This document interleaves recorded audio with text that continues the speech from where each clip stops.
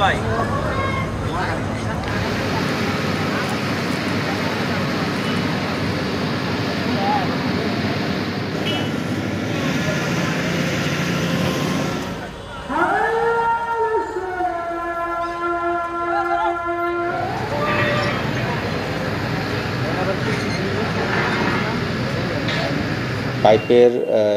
Location প্রায় 24 fit, মাটির 24 fit নিচে, তো যার জন্য সময় আমাদের একটু বেশি লাগছে।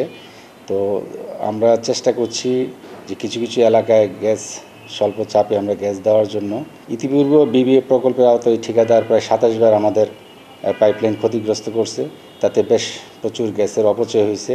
তাছাড়া যে শিল্প প্রতিষ্ঠানগুলো আছেন তাদের এক্সপোর্ট ব্যাহত হচ্ছে, তারাও এই বিষয়ে যথেষ্ট উদ্বেগ প্রকাশ করছেন।